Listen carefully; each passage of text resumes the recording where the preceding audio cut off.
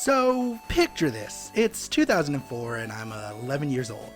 I'm reaching that awkward phase of becoming a teenager. Everyone around me is starting to find cartoons and anime a bit childish. I am a huge fan of the Saturday morning TV blog called Foxbox, where they showed the 2003 TMNT series, Ultimate Muscle, and a new show called One Piece. The first thing I see is an intro about pirates and treasures, and we should all set out for adventure. Then, all of a sudden, there's an extremely weird but of its time rap about the characters, and I was immediately hooked from episode 1, and would watch it every weekend in secret because of the fear of my friends telling me why cartoons are lame and making fun of me. Then, one day, I'm walking around in the city we are visiting. I see a manga of One Piece Volume 3 in the local comic book shop. Oh my god. There's a book series? At 11, I had no idea this was an ongoing manga since 1998, so I asked my mom to buy it, and when I opened the book, I learned something that day, that this wasn't the same One Piece I was watching on TV. No, not at all.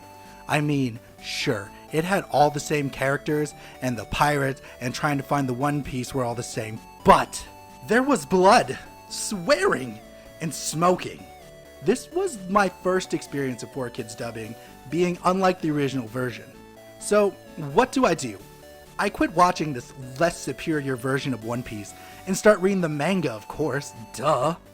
Is something I would say, but at the time, there was no place to find the original One Piece manga, and me having a small allowance once a week meant I couldn't get manga volumes all the time when we went to the city. So I quit watching One Piece, and it never passed my mind until high school. I ended up picking the complete East Blue arc in high school at a Barnes & Noble's during a school visit in the city. While on the bus ride home, I was hooked into One Piece again. I would start to read bad manga translations online to keep up, and occasionally watch the anime. I honestly didn't watch the anime that much until 2017 when my friend Max tried to produce an anime podcast with me, where we tried to watch all of One Piece, and he tapped out, but I was a masochist and I watched it all. And then a month ago, Netflix decided to release the entire East Blue saga of One Piece on their platform. So I decided, because the manga and anime were kind of going through a weird hiatus because of the COVID-19 situation, to rewatch the first 50-ish episodes of One Piece. I haven't really watched the original since around 2017. And now, thanks to the Viz Media's Shonen Jump app I've been reading the first few chapters as well.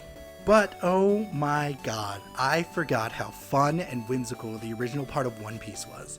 So I decided to talk about it, because I'm pretentious anime weeb trash, and it feels like it's a rite of passage to talk about One Piece if you're an anime YouTuber. So let's talk about why the East Blue arc is a wonderful time, and why if you haven't watched or read One Piece, you should. So I thoroughly really love this series, and going back to the beginning of this whole 900 plus episode and chapters, rewatching the East Blue, you really realize Ichiro Oda had some plans for this world. Compared to the later islands of One Piece, the islands in the East Blue seem less extravagant. But that doesn't mean you don't have the occasional weird island with hybrid animals and a tree man stuck in a treasure chest. But what makes every stop in the East Blue saga so fun is that they feel so lived in. Like the island where Luffy is from, Fuchsia Village. It seems like any stereotypical starting village in a JRPG, but as the series goes on, you see more and more of it. Sure, the village looks calm and peaceful, but as you learn more in the episode of Luffy's backstory, it has its own ecosystem. There are bandits in the mountain who control that territory and come down for a drink, and they don't get along very well with the pirates. And that in the sea next to the quiet-looking village, there's a sea monster that lurks in the deep depths. These all don't get shown at once, but it naturally feels like it's opening up to you. The one thing that makes this world feel so real is that it's forever shifting and changing. Wherever the Straw Hats go, it's not the same as it was when they started there. Sure, you can say that about any shonen adventure story, but what makes this different is that you can see the effect the Straw Hat crew had on the island. Sometimes it is way later down the line, maybe hundreds of episodes in, or it's a couple of chapters or episodes later. I guess the first time you really realize the world is alive and changing is when Luffy gets his first bounty.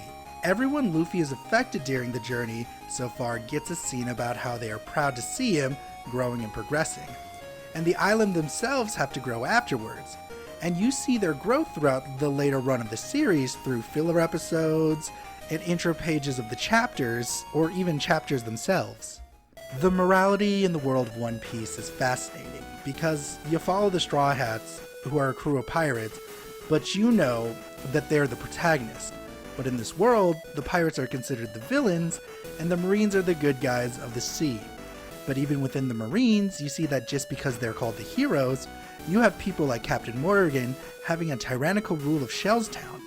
Like, of course, most of the villains Luffy and the crew are facing are considered the bad pirates.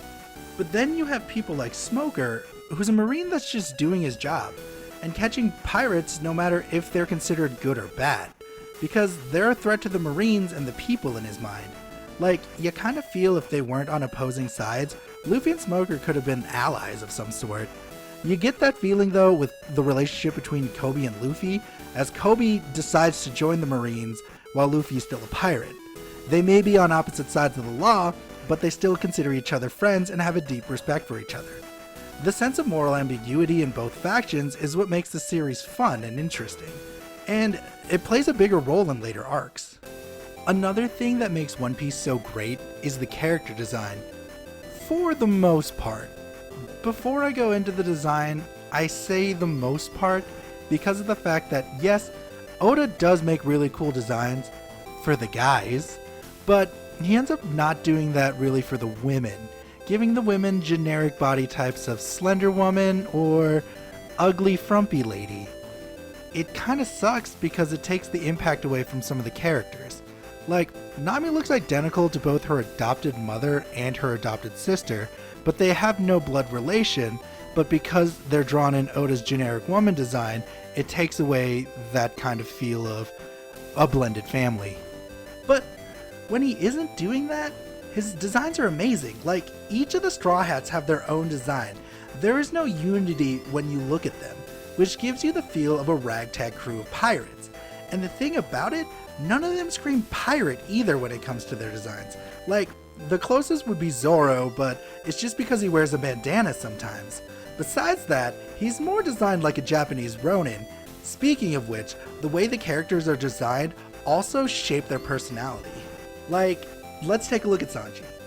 He wears a suit that gives him the cool gentleman vibe, which reflects in his moral ethics when it comes to how he treats women.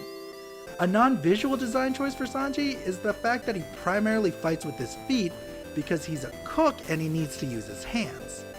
And at first glance, you see Luffy, you think that he just has a plain generic design. But when you look a little bit deeper, you get the idea of a boy who only cares about being free, from his loose clothing. The scar on his face shows his resolve to reach his goals, and giving him the gum-gum power reflects his laid-back and carefree attitude. Listen, I could go on forever about talking about the design of the Straw Hats crew, and maybe one day I will in a future video if I keep reviewing the older arcs of One Piece. But we have to talk about the villains that they faced throughout the series. In a lot of shonen of this time, you see them facing these big bad monsters of characters, all being generic bad guys in the hero's way. And yes, these guys are still the generic bad guys in the hero's way, but all of the East Blue antagonists have their own personality and feel very different from each other. And the three that I would like to bring up would be Buggy, Kuro, and Arlong. Buggy has a clown motif, and his pirate crew reflects that as well, feeling less like pirates and more like a traveling criminal circus, even having a lion tamer and a unicyclist. And then you have Kuro, who is the captain of the cat pirates. All of his crew have a cat motif for the most part, and though unlike Buggy, Kuro isn't dressed like a cat, but the way he reflects a cat is by the way his gloves are like cat paws, with 5 katanas attached to the end of the fingers, as well as having a personality of feeling like he's better than others, and how he slinks a little bit when he walks. But my favorite design of any of the East Blue villains is Arlong and the Fishmen Pirates, because they aren't people dressed like fish. They're an actual race of fishmen, which is the first door opened to the numerous races you will encounter later on in One Piece. They aren't generic fish either. Each of them are based on a certain sea creature, from octopi to stingrays. Arlong himself is based on a swordfish and a shark. His design comes off like he's laid back and just wants to have fun, but he's actually an aggressive apex predator. The humor in this series is also what makes One Piece so charming and appealing. If I could say one thing, One Piece feels like a Looney Tunes cartoon if it was an anime. I say this because the reaction shots are drawn and animated very cartoonish and funny. From the looks of anger people can have, to Luffy sleeping and having a cartoonish snot bubble coming from his nose. Luffy's movements and mannerism feels like he's from a Tex Avery cartoon. Even his rubber power seems like a reflection of the rubber hose animation of that time. But to me, the best part of One Piece is, and always has been, the relationship and camaraderie of the Straw Hat crew. In modern times, that term Nakama has been used as a way to make fun of animes like Fairy Tail, using it as the Deus Ex Machina to get stronger because the power of friendship. And yeah, One Piece has the power of friendship for some of their wins, but it feels more natural and real to me. Because unlike in Fairy Tail, where when you meet them, most of them are already friends and they already trust each other, in One Piece, they had to grow to trust each other, and them growing into friends felt natural. Also, I think it's because Luffy as a character is so charming. It helps make the relationships with his other crew members work, because before joining the crew, they're hesitant to join Luffy on his outlandish and crazy adventure, but it isn't until he's able to prove his resolve that they end up joining him, because Luffy's dream of becoming the Pirate King pushes everyone on his crew to push for their own personal goals. Zoro wants to be the best swordsman in the world because of a promise he made to his dead friend. Nami wants to map the entire world because she wants to see more than she could have read in books. Usopp's goal is to become a strong man and even more honest. And Sanji's search for the All Blue has been a childhood dream. So seeing someone like Luffy trying to reach an impossible goal makes them want to reach their goal even if it seems like it won't happen. I know the joke about trying to get into One Piece is that it's so long. Yeah, it's long. But that's a testament to a series. This series is almost 24 years old, starting in 1997, and it is still ongoing in 2020 with over 900 plus chapters and episodes, 14 movies, tons of video games. Its longevity may be because of the marketability of adorable characters and waifu statues, but I think it's more than that. I think deep down inside, One Piece is relatable. This is a shonen anime, so in Japan it is marketed towards young men. I feel like One Piece speaks to everyone though, whether it be to follow your dreams, finding a group of friends that you can feel comfortable with and maybe even call your second family, or just that wanting to feel free. Going back to the first arc of One Piece felt nice. It was more than just a nostalgia trip. It helped me realize why I still love this series, and why I will always love it, because it's a whimsical adventure about a rubber boy with a straw hat who wants to go on an adventure and become the Pirate King.